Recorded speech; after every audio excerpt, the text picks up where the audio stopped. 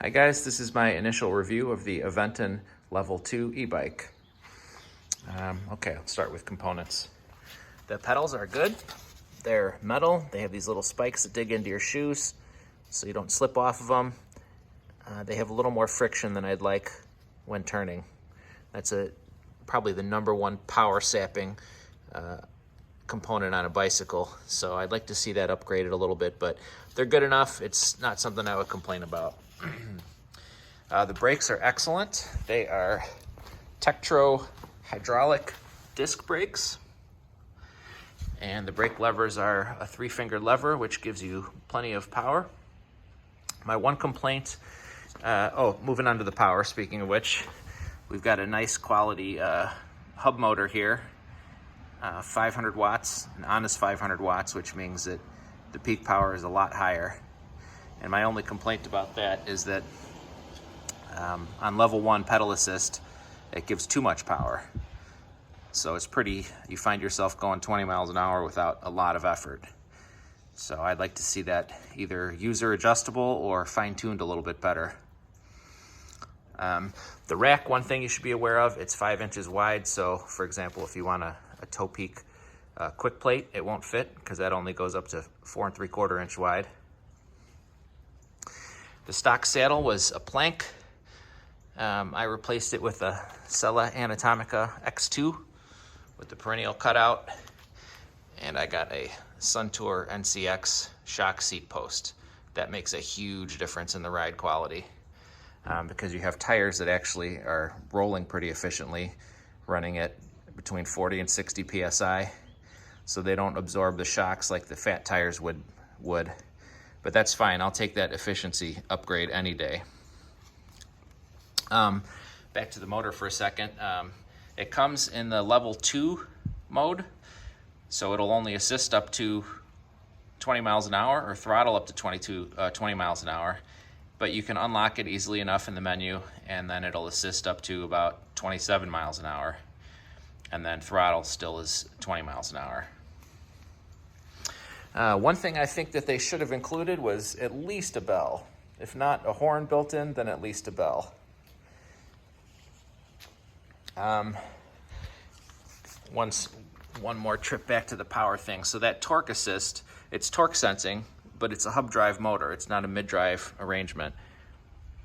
I have to say that I don't really see any value in that. It's like basically a $400 option, and yeah, it feels more natural, but after a week on an e-bike, you get used to the cadence sensor, and it works just fine. The menus on the display are good. You just press and hold the power button here, and that comes on. It's pretty intuitive. You've got the power button here, and that's about all that does. You have the menu button here, so you hit that, and it cycles through some screens here on the bottom. And if you press and hold that, it takes you into this main menu, and it gives you directions at the bottom as to how to navigate it. So that's pretty nice. The headlight is good. It's an LED. It's got an optic, so it's got a nice sharp cutoff where it's not supposed to be lighting. However, I wish it was a little bit stronger. It's in no way adequate for 20 miles an hour or above. Consider it more like about a 10 or 12 mile an hour headlight. So you guys who always put a proper separate battery powered light on, you're probably going to want to do that on this too. I added this bar end mirror. That's a good feature. And I added the phone holder. That's just an Amazon one. The shifter is a slightly upgraded Shimano, but I have to say I like the cheaper Shimano better, where you can just blast down through all the gears in one thumb stroke. Over here we have the keyhole for the battery compartment. That just locks and unlocks to let you take it out. However, it doesn't turn off the electric system. So one thing I worry about is if I have some little twerp, he's gonna, I got it locked up in the bike rack, he can turn it on and throttle it up and screw up my rear spokes or something. Next mod for me is gonna be a toe peak rack, so I can mount my MTX trunk back there, and then a water bottle cage, and a bell. And then I think I'll be done. On this first charge, first full charge, I got 57 miles and 3% left on the battery. And that was riding what I would call reasonably efficient. So on flat ground with no wind, I would pedal and be going between 13 and 15 miles an hour.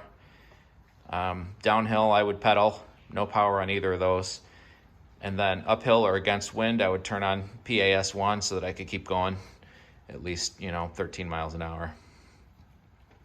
And with that kind of riding, it's no problem to get 50 plus miles.